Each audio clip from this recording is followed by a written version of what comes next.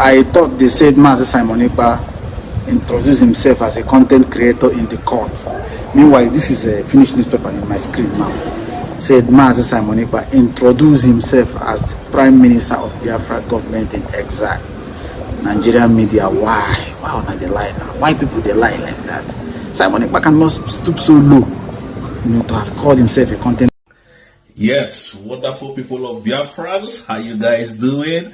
I love to see my audience very happy and very, very, very, very good indeed. I'm telling you. Yes, just a quick one. Yeah. Today, Mazi Simon Ekpa dealt with the Nigerian terrorist government in court once again. And one thing that the Bible said is that he who must come to equity must come with a clean hand or with a clean heart, whichever one. And then he who accuses definitely must come to defend. Today, you see, Nigerian government is just stupid people. They are just mad people. They don't have sense. And why I say Tinubu's government will be the worst government on this planet Earth is because they are the first to attack, but they don't know how to defend. So now what they did is they used Christopher Musa, the one that calls himself the chief security officer of the military, the CDS, they use him to propagate lies against Simon Ekpa, saying to Finland, if Simon Ekpa was in Nigeria and defending doing the same thing to Finland, are they going to take it? So all these things that they have said, they could not come to Finland to defend themselves. They are sending our own brothers, these three fools where you see for here, hungry idiots where you see DOS members that sold out Mazina. They can look at them, how shameless and how shameful they are. And then they came to court to start asking questions, the questions that they already know the answer. Are you a terrorist? And Mazi Simon Ekpa said, no, I am not a terrorist. I am defending my people. And they have to bring 3 Igbos, not Yorubas, or 3 Igbos, in conjunction with the Minister of Interior. Minister of Interior from Nigeria, Minister of Interior from Nigeria. And I asked the question, where is the Minister of Foreign Affairs, Bianca Olo? Where is she? Where is the Enugu State Governor that said he has a lot of evidence against Simon Ekpa? Where is, what is it called? The governor of, the delegitimized governor of Anambra State today, Chukwuma Soludo, that said Simon Ekpa is having gangs of criminals. Where are you people? You can't come to Finland easy. And you see, these are the problems we're having. They use our own brothers to get us. They fight us with our own brothers. Now, Chukwuma Soludo, you are not in Finland. Minister of Foreign Affairs, you are not in Finland. General Christopher Musa, as stupid as you are, you are not in Finland. But you can stay in Nigeria in your comfort zone to lie to the world that Ekpa is a terrorist. Ekpa is terrorizing the Southeast because of the mineral resources that you people are milking from the Southeast. I thought you would have come to challenge Ekpa. You match strength for strength, wisdom to wisdom. We didn't see you people. You are now paying Minister of Interior that has no business with this case to come and pay these 3 fools that are from DOS. You can see their names there. To come and, lie against our Prime Minister. And the Prime Minister was destroying them, was hitting them on the head. Because the man is very intelligent, a very intelligent man indeed. So, Biafrans, please, don't be anxious for nothing, because we are dealing with these people. We are dealing with them. I ain't to God. I thought you people had swag. Biafrans, let me tell you people one thing and why they cannot win this case. The primary objective of Tinubu, this drug law, the criminal, was to bring back Simon Ekpa to Nigeria so that he can come and face persecution. That was their plan. Their plan was never that Simon Ekpa would drag them to the courts. That was never their plan, because they don't have any evidence to do anything here. They have no evidence against Simon. They know that for sure. That is why they did what they did. That is why they gave Ogenkere money. That is why the Enugu state governor can pay Ogenkere money to go into the former brigade and destroy it and sell Simon to the Finnish authority. You see what Finland has done. Yeah? It is only our prime minister that can explain that to us. But for now, the case is still going in our favor. And Nigeria, you see, anybody that has not come across Nigerian governments would not know what I'm saying today. They have no case, they have nothing, they cannot produce anything. And I still stand on my word. I want Christopher Musa to come to Finland. I want Seyi Tinubu, the son of the drug lord, to come to Finland. Bianco Low, you are the foreign minister. You are supposed to be in court, not in Nigeria, because you submitted the petitions against Simon. And governor of Enugu State, the delegitimized governor of Enugu State, Peter Mba, Oluwole Peter Mba. You said you have a lot of evidences against Simon Ekpa. So why are you people not coming up? Why are you not coming forth? And governor of Anambra State, I want you people to gather those. This is the time we need those evidence in Finland. People without shame, shameless fools, old idiots. Don't worry. Everything you are doing will still catch up with you. You know your time is over. And you people know that you are shaking already. You are quaking already. Your times are up. So please, Biafrans, have a strong heart. Truth. And let me tell you something all of you need to know. Both Adadio Ramao, Vam, Ogenkere, Sonia Barawa, all of you are bastards. I swear down, I am bigger than all of you combined together. I said it. I am bigger than every one of you combined together. Because number one, I am not a traitor. Number two, I am not a sellout. Number three, I cannot disappoint who I call my own master. That is why I'm bigger than all of you. Madam Orabueze is just the little of every one of them. Madam Orabueze, she's just coming up to, defend Biafran's mandate. And what did you people do? You have already sold that same mandate to the Nigerian government. And that is why you are fighting her assiduously, tooth and nail, to make sure that declaration is destroyed. Ijimeme program, it never starts. It never starts. Makachukwu Bidube.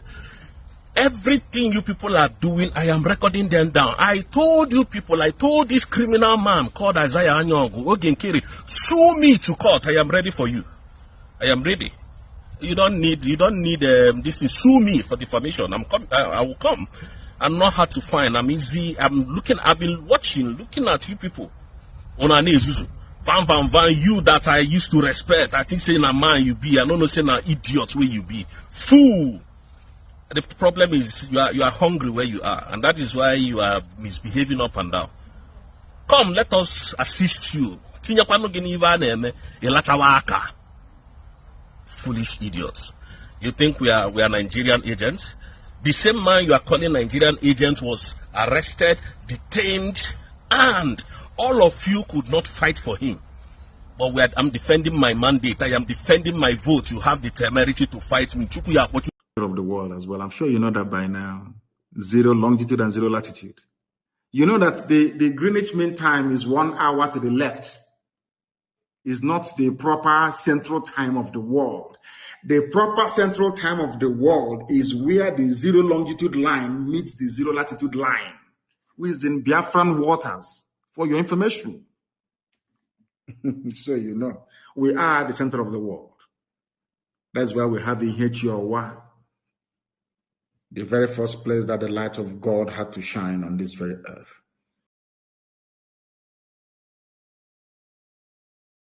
I have been sleeping like a baby cat. I'm not even a lion. I've been sleeping like a cat. Don't lie against me. You can say anything you want to say, but don't lie against me. Don't lie against me. So, those of you who are now responding to Simon, if you know you are responding to Simon, please channel your energy to the Fulani, there are a lot of things to talk about. There are a lot of things. You know, I have come across a lot of epistles. People are writing epistles to Simon Ekpa. Open letter this. Oh, Simon, calm down. Simon, it is not this. It is not that. Let me tell you all. You know, don't fight. Don't start a fight you cannot finish. Okay? Don't start a fight you cannot finish. This struggle. When I start my own fight, I will fight till the end. Don't start a fight you cannot finish. Especially when you know that you are not fighting a good fight. You know, so all this while there has been a lot of lies told against me. I have never responded. I have. Mr. Arrow Smith, welcome to the Hello. program. Hello. And Mrs. Carol Smith, welcome to the program. Thank you.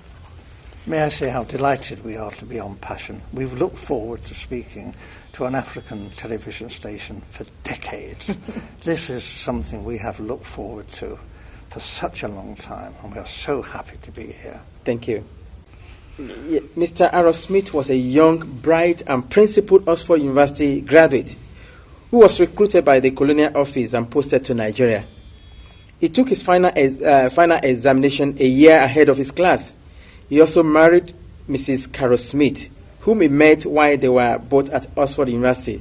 Together they went to Nigeria, where they had their 2 children. Mr. Arrow Smith, you were featured in a program recently by BBC Radio 4, Yes. titled Document, Yes. and that was hosted by Mr. Mike Thompson. Yes. You are alleged that the British government rigged the first and most important election in the history of Nigeria in 1959 in favor of the North. Am I correct? Yes. How long were you in Nigeria for? From 1955 to 1960. And we were based in Lagos. I was on the staff of the Department of Labour. I was largely occupied with employment problems, all the employment exchanges, and statistics, and international reports, and was kept pretty busy. I was also stationed in Lagos in charge of the capital and the port. I was the port labour officer as well. And I also devised a port labour scheme and later a social security scheme, which was one of the first in Africa, which guaranteed workers some income after they'd finished work. It was a providence scheme. As I say, it was called the National Providence Scheme, and I was very proud to have put that on the statute book. I was going to ask you what your role is. You've mentioned 3 important. Is there any particular name given to your office while you were there? Just labour officer. I was a labour officer, a senior civil servant. Okay. I only intended to stay in Lagos initially for 2 tours of duty. Although, because of this conflict with the elections, there were difficulties. Actually, government wouldn't let me leave the civil service. They were determined that I should stay in the civil service after my 2 tours.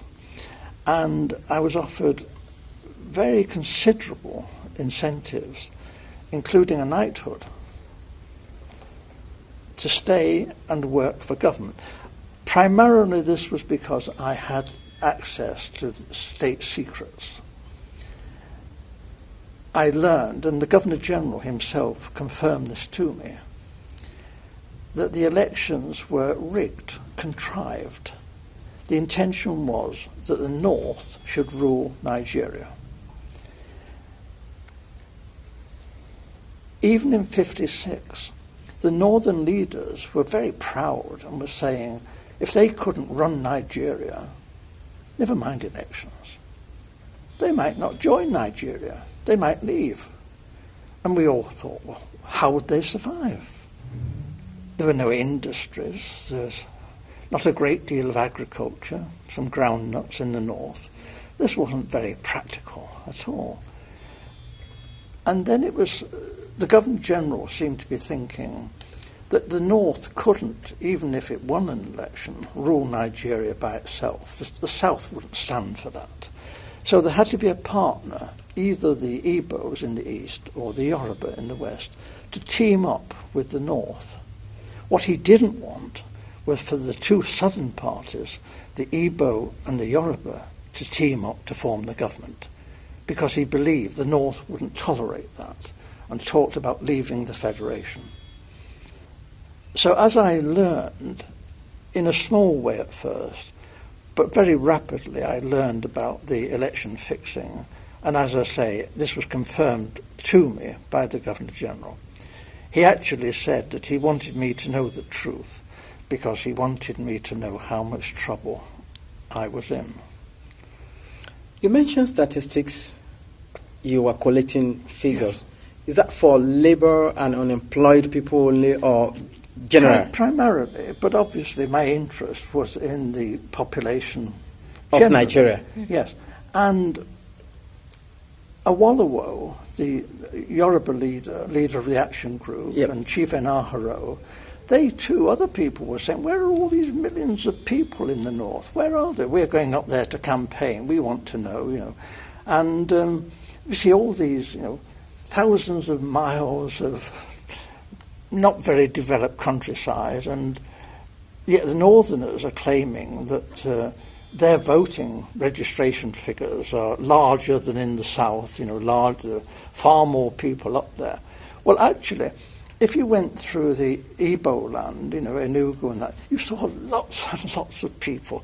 If you went to Ibadan, again, Ibadan teeming, you know, with millions of people. But we didn't actually see many northerners, and obviously not many northerners at that time came to Lagos. So this did arouse suspicion. Now, the Europeans, you know, not stupid, we are watching what's going on in Nigeria, and we too are beginning to feel there's something not quite right here, that maybe the elections are not going to be as straightforward as they're meant to be. Nigeria was being described as the showcase of democracy, and it was expected that the nationalist leaders would win through. But actually, when the election results were announced by the Governor-General, before the vote was even in, he didn't vote, didn't count for that, he didn't wait for that. I have to tell you, the British were counting the votes, and the British cannot be trusted. They look after their friends. Loyalty is the big thing for the British. And we were friends with the emirs of the north. We looked on people like Enaharo and Awolowo as rather dangerous people. They might even be communists. That was ridiculous, actually. They couldn't be communists in 1,000 years. But this was a sort of thing that was being said. And we were, Europeans, were getting a bit worried about all this. It wasn't quite the honest, straightforward election that we were hoping for. Apart from Professor Anderson and Dr. Patrick Wilmot that supported your submission on the rigged election, there were other people who also served in the colonial office in your days. I mean, who opposed to this submission? Initially, I was warned of what was going on by my senior officer, a Major Bunker. I didn't know, and I knew that the Governor-General had directed me to take all the office staff of the Ministry of Labour to help Chief Okoti Igbo in politicking in Warri. And this was most irregular, and I refused to do this. Having refused an order, I know what the drill is. You resign. I resign my post. That is the proper thing to do. What they did then was rather devious. They persuaded me to withdraw my resignation, and when I did, they sacked me. It didn't go through, but I thought it was a bit low after I'd resigned and was prepared to leave the country. This was not very nice behaviour. They later withdrew this and said that I had been of some service to the state, and actually commended me for what I had done, and said I could leave Nigeria with splendid testimonials, and we shook hands on this. And this was done with the recognition of the Deputy Governor-General, Sir Ralph Grey. And then I left Nigeria the first time and took up a job as a personnel officer, a very big job, with the Esso refinery. And then government came after me, declared that I was a traitor, and I had betrayed the British people, ought to be imprisoned. And I lost that job. And then they came to me again and said, it's all been a big mistake. Dreadful mistake. I'm a jolly decent chap, Oxford chap. And they put me on a plane straight back to Nigeria, where I'd make up for the time I'd been away. There was a great deal of good work for me to do. And we fell for this. We shouldn't have gone back, but we did. Now, if you recall what you said about the role of the Governor-General and the attitude of the British government in particular, regarding the fear that Awolowo, Okotie-Eboh, and the lot of them from the south are dangerous, is there a particular reason? Why the fear from the British government? Is it that they don't want to release or relinquish Nigeria? They still want to control Nigeria?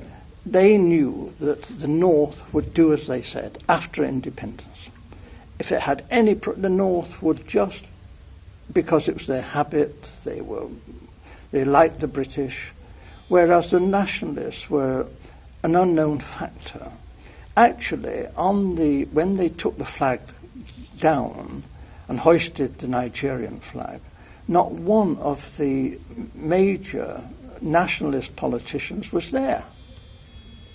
They weren't even on the platform. This was incredible. These were the people who had sought independence. The people in the North didn't want independence. They didn't want the British to leave. So this was a farce. And for most Europeans who were very close and watching this, we were disgusted.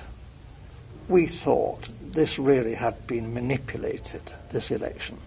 It was unworthy. It was unworthy of the British people, this. This was no honest, straightforward thing that you would expect Britain, the mother of parliaments, to do. This was cheap and low and criminal. And I opposed it. And I opposed it then, and I've opposed it ever since. And I'm telling you the truth. And I was warned, if I told you this state secret, my life could be forfeit.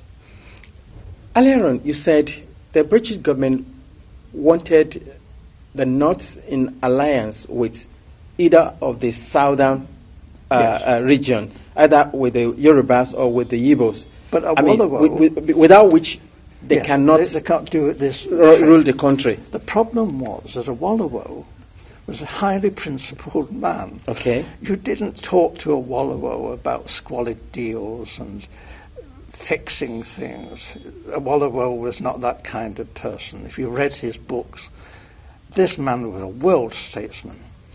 And his young lieutenant, Chief Enaharo, was brilliant, absolutely brilliant. However, they did do a deal with Zik, Dr. Azikiwe, from the East. Dr. Azikiwe, there was this big problem in Nigeria. It's the same big problem in America and in Britain. How do you get funds to fight elections? The candidates in Nigeria had no money, but they did have marketing boards, which were a kind of semi-nationalized industry. And they borrowed money from the marketing boards. But there was a suspicion that Dr. Azikiwe, who has formed his own bank, the African Continental Bank, was actually bankrupt. But he was borrowing very large sums of money from the marketing boards and not necessarily repaying the loans. We knew this. We had a great secret service. All the politicians' phones were tapped. All the politicians' mail was opened. Everything that any major politician did in Nigeria, we knew in hours. We watched. We knew all that was going on. Are you saying, in essence, that Dr. Azikiwe took money? He was blackmailed by the British to do our bidding. We told Dr. Azikiwe that he could go to prison if an inquiry was carried out into his bank and his financial circumstances. However, we would not want to be vindictive if Dr. Azikiwe was cooperative in helping forward the plans that we had made in the best interests of Nigeria. Dr. Azikiwe has nothing in common with the northern politicians. He loathed the northern politicians.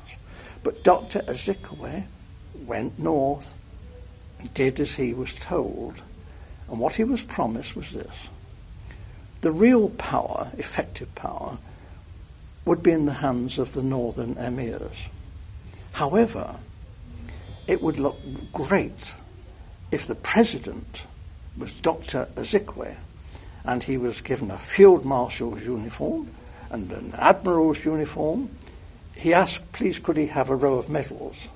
But they said, well, no, that was a bit difficult, to get the medals. So when the ambassadors started arriving, he was known to be asking people from foreign countries, perhaps they had a medal for his uniform. We thought this was terrible, but it was said that this happened. He was very vain. And for a time, he functioned as first the Governor-General, and then when Nigeria became a republic, as the president. But he had no power. And when he did try to tell the army, he said, I'm the field marshal, the army has got to do with this. They said, hey, you're just a ceremonial figure. You have no power. The Prime Minister, Balewa, gives us our orders. So there was a feeling then that there was going to be trouble. And then it was because the Awolowo and the Action Group had become the official opposition. What we British wondered, how could they win another election without the British counting the votes? There could not be another proper run election without us there. We knew what we were doing. We were just helping things along. We were doing what the British do, favouring our friends and looking after our own and repaying favours. We don't call that corruption. Right. I mean, in essence, what Dr. Azikiwe did, it was forced by the British government to do it. Yes. Collecting money from the marketing board then. Yes. So if any politician here in the United Kingdom tried to do that, be in jail. It will be in jail. So why did the British government refuse to take action? Or comment on if we nipped it in the bud, because we knew it was happening, it was even happening let me be fair, in the West, with the Awolowo. They were taking some money. They meant to repay it perhaps, but they were taking money. And I would have said, issue a warning now and say, you've got to behave, because if this is allowed to go on, it'll be a major offence.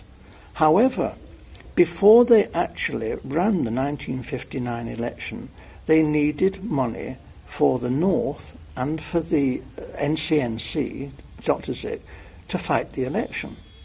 So what they did, my senior officer, Major Bunker, went around, was ordered by the Governor-General to go to all the major British firms and international firms, Ford, UAC, Leventis, all these firms, and raise money for a slush fund to enable Chief Okoti Igbo,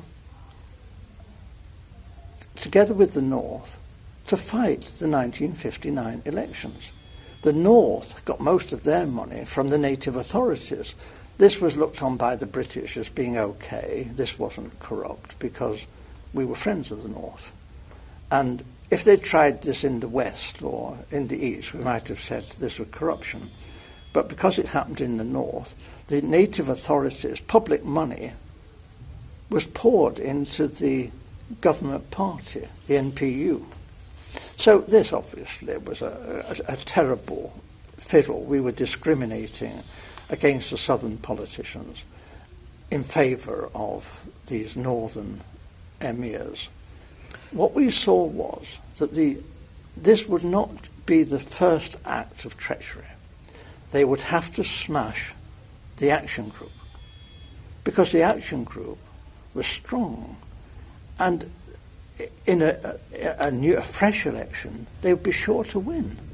They were pretty honest and regular guys, and a lot of the British quite admired Awolowo for his brain power, and they admired Chief Inahro, who was a bit cheeky and young and spirited. And they were both quite admired, as they were like right-wing Labour people, nothing revolutionary. And so a great deal of money was raised by my senior officer, Major Bunker, before the 1959 election. And this was money put up by United Africa, by Ford, Shell, BP, and my wife, who was the personal assistant to the general manager of BP Nigeria. She's not going to tell you anything because she was a confidential secretary. I can only tell you that we were very well informed on some of the hanky-panky that was going on in Lagos. Having revealed now that the election of 1959 was rigged, the census figure were cooked, I don't know if you have been following the ongoing in Nigeria today. Yes, of course. The last general election, yes. The 1979-1980 election, in which Azekwe was the beautiful bride, and I have to tell you, sir, that I'm not going to comment. Okay. I cannot interfere in Nigeria's domestic politics. I'm a historic figure. I do keep up, naturally, because I love Nigeria, and I've kept up with its history of its assassinations and military coups and dictatorships for 50 years. And this has been one of the biggest tragedies in world history, because this potentially was one of the greatest nations on earth. Nigeria was packed with educated, decent people who wanted to serve their country. Since you lost that job that the government threatened or went behind you to say that you were disloyal to them and you were fired, have you ever worked any other place since? Have I? Have you worked in any other company since? I didn't go to Oxford in the usual way. I came from a very poor family and left school when I was 13 years old. And I served a factory apprenticeship as an engineer, which is very unusual for an Oxford undergraduate. At Oxford also, I trained as a social worker. I'm a fully qualified social worker. So and as a personnel officer too, although the government stopped me working when I returned to this country and I was quite ill, I did a lot of voluntary work from this time on, both in the medical field, in the field of young girls. We also had campaigns on comprehensive schools. So I've kept very busy over the decades, although I have been kept out of employment quite deliberately. And when I did take up work, the government came after me and behaved abominably. And they did the most appalling things. They framed me with money missing. When I worked as a humble postman, after I'd worked as a personnel officer, I delivered the post to the workers who I'd employed. And they forced me out of that. They framed me.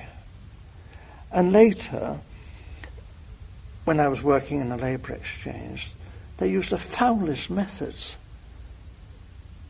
to get me out of work. They told me they would. They said, the Governor-General said, unless you do what I say, you will never work again. And he offered me this, and it's very big bribes. A knighthood, a post in the Far East, in the Foreign Service, and a large sum of money. And this was confirmed later in Whitehall, and we turned it down. Thank you very much for your time to answer some of the questions we've posed to you. What would be your advice to the Nigerian audience watching us now? They have potentially one of the greatest nations on earth. What they have to do is be disciplined, and they've got to unite together and love each other, be kind to each other. Like they're great to their own families. Nobody has nicer families and children than Nigerians. All Nigerians love their own family. They've got to extend that family to include their neighbours and the other peoples in the Federation. We really appreciate your coming around. All Nigerians here in the United Kingdom and Nigeria who are likely going to watch this interview as well, we want to say thank you very much. We welcome you and we wish you God building as you go back. Give our love and appreciation to all your peoples. Thank you. We love them. Thank you. Mrs. Carol Smith, we were unable to ask you a question, but we know that you are with us all the way. Thank you very much for coming. Thank you very much Thank indeed you. for having us. Thank you.